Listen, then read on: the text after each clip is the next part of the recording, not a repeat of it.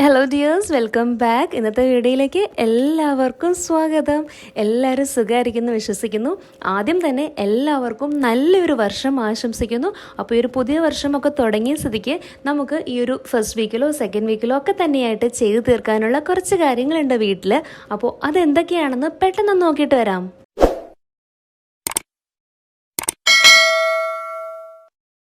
ആദ്യം തന്നെ ചെയ്യാനുള്ള ആക്ടിവിറ്റി എന്ന് പറഞ്ഞാൽ നമ്മളുടെ എല്ലാവരുടെ കയ്യിലും പലതരത്തിലുള്ള ഡോക്യുമെൻറ്റ്സ് ഉണ്ടാവും അല്ലേ. ഇപ്പോൾ നമ്മൾക്ക് മെഡിക്കൽ ഡോക്യുമെൻറ്റ്സ് ഉണ്ടാവും, ജോബ് റിലേറ്റഡ് ആയിട്ടുള്ളതുണ്ടാവും, എഡ്യൂക്കേഷണൽ റിലേറ്റഡ് ആയിട്ടുള്ളതുണ്ടാവും. പക്ഷേ എങ്കിൽ ചില ഡോക്യുമെൻറ്റ്സ് മാത്രമേ നമ്മൾ കറക്റ്റായിട്ട് സോർട്ട് ചെയ്തിട്ടുണ്ടാവുള്ളൂ. ഇതെല്ലാം കറക്റ്റായിട്ട് സെപ്പറേറ്റ് ഫയലിൽ സോർട്ട് ചെയ്തിട്ടുള്ള ഒരുപാട് പേരുണ്ടാവും. പക്ഷെ അങ്ങനെ ചെയ്തിട്ടില്ല എന്നുണ്ടെങ്കിൽ ഇപ്പോൾ തന്നെ നമുക്ക് ഓരോരുത്തരുടെയും ഫാമിലിയിൽ, ഇപ്പോൾ ഒരു ചെറിയ ഫാമിലി ആണെങ്കിലും ഓരോരുത്തരുടെയും മെഡിക്കൽ ഡോക്യുമെൻറ്റ്സ് സെപ്പറേറ്റ് ഫയലിൽ വെക്കാം. യൂണിവേഴ്സിറ്റി മാർക്ക് ഷീറ്റ്സ് ഒക്കെ ഉണ്ടല്ലോ, അതിൻ്റെയൊക്കെ ഒരു ഫൈനൽ ഇയറിൽ നമുക്ക് എന്തായാലും ആവശ്യമുള്ളതാണ്. അപ്പം അതെല്ലാം വെക്കുന്നതിൻ്റെ കൂടെ തന്നെ ഇപ്പം ജോബ് റിലേറ്റഡ് ആണെങ്കിൽ അതിൻ്റെ പല സമയങ്ങളിലായിട്ടുള്ള ജോബ് ഓഫേഴ്സ് അല്ലെങ്കിൽ ഓഫർ ലെറ്ററിൻ്റെയൊക്കെ ആവശ്യം എപ്പോഴെങ്കിലും വരുമോ ഇല്ലയോ എന്ന് നമുക്ക് പറയാൻ പറ്റത്തില്ല നമ്മൾ നെക്സ്റ്റ് ഒരു ജോബ് ഇൻ്റർവ്യൂവിനൊക്കെ പോകുന്ന സമയത്ത്. അപ്പം അങ്ങനെയുള്ളതൊന്നും തന്നെ സോർട്ട് ചെയ്ത് വെച്ചിട്ടില്ല എന്നുണ്ടെങ്കിൽ ഇപ്പോൾ അതിനുള്ളൊരു സമയമാണ്. ഇങ്ങനെ ചെയ്യുന്ന സമയത്ത് ശ്രദ്ധിക്കാനുള്ളൊരു കാര്യം എന്ന് പറഞ്ഞാൽ നമ്മൾ ഓരോരുത്തർക്ക് വേണ്ടിയിട്ടും സെപ്പറേറ്റ് ആയിട്ട് ഫയൽസ് എടുക്കാം. മെഡിക്കൽ ഫയൽസാണ് ശരിക്കും നമുക്ക് എപ്പോഴും ഹാൻഡി ആയിട്ട് തന്നെ വേണം. അപ്പോൾ നമ്മളുടെ കയ്യിൽ അതിൻ്റെ ഒരു കോപ്പി ഇരിക്കുന്നത് എപ്പോഴും നല്ലതായിരിക്കും. പേരെഴുതി നമുക്ക് മെഡിക്കൽ ഫയൽസും അതേപോലെ തന്നെ ഈ ടൈപ്പിലുള്ള എല്ലാ ഫയൽസും വയ്ക്കാം. പിന്നെ ഫാമിലിയിലുള്ള എല്ലാവരുടെയും പാസ്പോർട്ട്സും ഇതേപോലെ തന്നെ ഒരുമിച്ച് ഒരു സ്ഥലത്ത് വെക്കുകയാണെങ്കിൽ നമുക്കൊരു ആവശ്യം വരുമ്പോഴത്തേക്കിനും പെട്ടെന്ന് കണ്ടെത്താനായിട്ട് എളുപ്പമായിരിക്കും. ഇനി ഇതേപോലെയുള്ള പേഴ്സണൽ ഡോക്യുമെൻറ്റ്സ് മാത്രമല്ല, നമ്മളുടെയൊക്കെ വീടുകളിൽ നമ്മൾ ഒരുപാട് ഇലക്ട്രോണിക് അപ്ലയൻസസ് ഒക്കെ വാങ്ങുമ്പം അതിൻ്റെ കൂട്ടത്തിൽ ബില്ലും അതേപോലെ തന്നെ വാറണ്ടി കാർഡ്സും കിട്ടാറുണ്ട്. അപ്പോൾ നമുക്കൊരു 1 year or 2 years ആ ഒരു വാറണ്ടി പീരീഡിൻ്റെ ഉള്ളിൽ ഇതിനൊരു റിപ്പയർ ഒക്കെ വേണം എന്നുണ്ടെങ്കിൽ ചില സമയങ്ങളിൽ ഇത് നമ്മൾ പെട്ടെന്ന് കണ്ടുപിടിക്കാനൊക്കെ ഒരു ബുദ്ധിമുട്ടായിരിക്കും. ഇനി ഈ ആഴ്ചയിലെ അടുത്ത ആക്ടിവിറ്റി ആയിട്ട് നമുക്ക് ചെയ്യാൻ പറ്റുന്ന ഒരു കാര്യം എന്ന് പറയുന്നത് ഡീക്ലട്ടറിംഗ് ആണ്. അപ്പോൾ ഡീക്ലട്ടറിങ്ങിന് നിങ്ങൾക്ക് ഓരോരുത്തർക്കും നിങ്ങൾ പ്രിഫർ ചെയ്യുന്ന ആ ഒരു ഏരിയ ചൂസ് ചെയ്യാം. ഞാനിപ്പോൾ ചൂസ് ചെയ്തിട്ടുള്ള ഏരിയ എന്ന് പറഞ്ഞാൽ നമ്മുടെ ഫ്രിഡ്ജിൻ്റെ മുകളിലുള്ളൊരു ഭാഗമാണ്.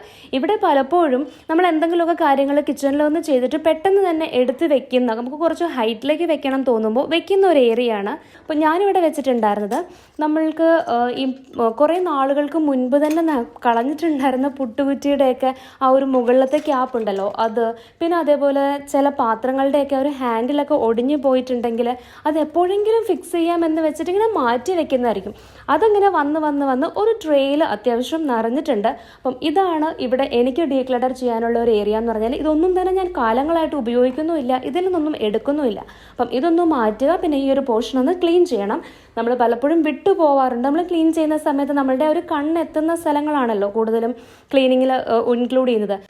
അപ്പോൾ ഇതേപോലെ നിങ്ങൾക്കും ഒരു പെർട്ടിക്കുലർ ഏരിയ ചൂസ് ചെയ്യാം. പെട്ടെന്ന് നോക്കുമ്പോഴത്തേക്കിനും എവിടെയാണ് ഡീക്ലട്ടർ ചെയ്യേണ്ടത് എന്ന് നോക്കിയിട്ട് അവിടെ ഒരുപാട് നാളായിട്ട് ഉപയോഗമില്ലാതെ ആവശ്യമില്ലാതെ ഇങ്ങനെ നമ്മളെ വെയിറ്റ് ചെയ്ത് നമ്മൾ എപ്പോഴെങ്കിലും വന്ന് ടച്ച് ചെയ്യും എന്ന് വിചാരിച്ചിരിക്കുന്ന കുറച്ച് ഐറ്റംസ് ഉണ്ടാവും. അപ്പോൾ അത് മറ്റൊരാൾക്ക് ഉപയോഗിക്കാൻ പറ്റുന്നതാണെങ്കിൽ നമ്മൾക്കത് അങ്ങനെ കൊടുക്കാം. അതല്ലാന്നുണ്ടെങ്കിൽ അങ്ങനൊരു സാഹചര്യം ഇല്ലാന്നുണ്ടെങ്കിൽ ചാരിറ്റി ബോക്സ് ഉണ്ടെങ്കിൽ അതിൽ ഡെപ്പോസിറ്റ് ചെയ്യാം.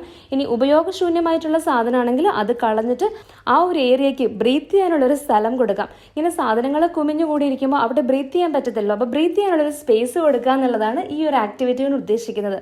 അടുത്ത നമ്മളുടെ കണ്ണ് പോകേണ്ട ഒരു ഏരിയ എന്ന് പറഞ്ഞാൽ നമ്മുടെയൊക്കെ വാഷ്റൂമിൽ ഒരു പെർട്ടിക്കുലർ സ്റ്റാൻഡ് ഉണ്ടാവും. അവിടെ ആയിരിക്കും നമ്മളിപ്പം സ്ക്രബ്ബറോ അല്ലെങ്കിൽ ഷാംപൂ ഓർ കണ്ടീഷണർ ഒക്കെ വെക്കുന്നത്.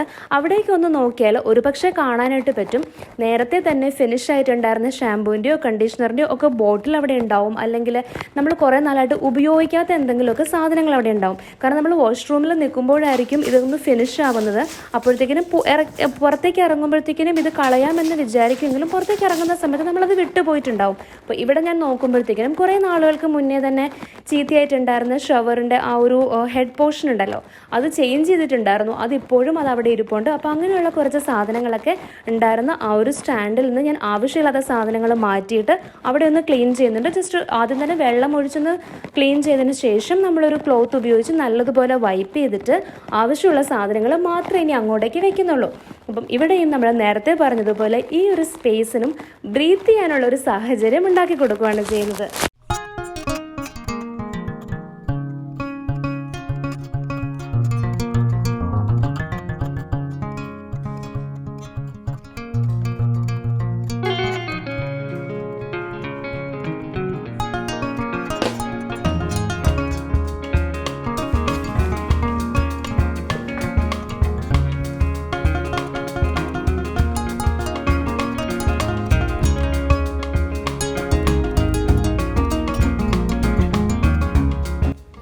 അടുത്ത കാലത്തായി നമ്മൾ ഒരുപാട് കേൾക്കുന്നതും അതേപോലെ തന്നെ പ്രചാരം കിട്ടിയിട്ടുള്ളതായിട്ടുള്ളൊരു വാക്കാണ് സോഷ്യൽ മീഡിയ ഡീടോക്സിഫിക്കേഷൻ എന്ന് പറയുന്നത്. നമ്മളെല്ലാവരും തന്നെ പലതരത്തിലുള്ള സോഷ്യൽ മീഡിയ പ്ലാറ്റ്ഫോംസിലൊക്കെ ആക്റ്റീവാണ്. ഫേസ്ബുക്ക്, വാട്സാപ്പ്, ഇൻസ്റ്റഗ്രാം, ട്വിറ്റർ അങ്ങനെയുള്ള പല പ്ലാറ്റ്ഫോംസിലും നമ്മളുണ്ട്. നമ്മൾ തുടങ്ങിയ സമയങ്ങളിലൊക്കെ പല ആളുകളെയും പേജുകളെയും ന്യൂസ് ചാനൽസിനെയൊക്കെ ഫോളോ ചെയ്തിട്ടുണ്ട്. ഒന്ന് ശ്രദ്ധിച്ചാൽ അറിയാം, ചില പേജസോ ചില ആളുകളോ ചില ന്യൂസ് ചാനൽസോ നമുക്ക് സ്ഥിരമായി തന്നുകൊണ്ടിരിക്കുന്നത് നെഗറ്റിവിറ്റി മാത്രമാണ്.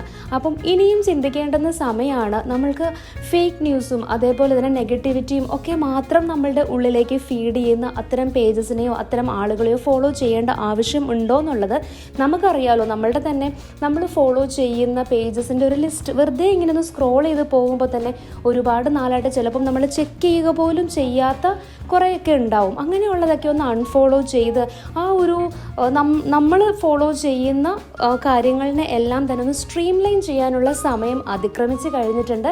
ഈ ഒരു ന്യൂ ഇയറിൽ ഒരു റെസൊല്യൂഷനായിട്ട് എടുക്കുന്ന കൂട്ടത്തിൽ ഇതും കൂടി എടുക്കാം.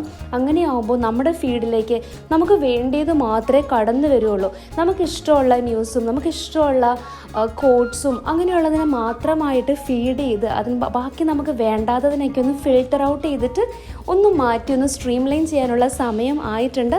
അപ്പോൾ ഉറപ്പായിട്ടും ഈ ഒരു കാര്യം ചെയ്യാനായിട്ട് വിട്ടുപോവല്ല. സ്ഥിരമായി നമ്മളുടെ ഫീഡിൽ നെഗറ്റീവ് ന്യൂസും നെഗറ്റീവ് ഇമേജും മാത്രമൊക്കെയാണ് കാണുന്നതെങ്കിൽ അത് നമ്മളുടെ ഒരു സ്ലീപ്പ് ക്വാളിറ്റീനെ എഫക്റ്റ് ചെയ്യുമെന്നാണ് പഠനങ്ങൾ പറയുന്നത്. അപ്പോൾ ഈ 4 കാര്യങ്ങളാണ് ഈ ഒരു പുതിയ വർഷത്തിൽ നമ്മൾ അത്യാവശ്യമായിട്ട് ചെയ്യണം എന്ന് എനിക്ക് തോന്നിയതും ഞാൻ ഈ ഒരു വീഡിയോയിൽ ഇൻക്ലൂഡ് ചെയ്തിട്ടുള്ളതും. ഈ ഒരു വീഡിയോ നിങ്ങൾക്ക് ഹെൽപ്ഫുൾ ആകുമെന്നും ഇൻസ്പയറിംഗ് ആകുമെന്നും വിശ്വസിക്കുന്നു. എന്തായാലും നിങ്ങളുടെ അഭിപ്രായം എന്നെ അറിയിക്കുക. ഉടനെ തന്നെ മറ്റൊരു വീഡിയോ ആയിട്ട് നമുക്ക് കാണാം. അതുവരേക്കും take care and stay safe.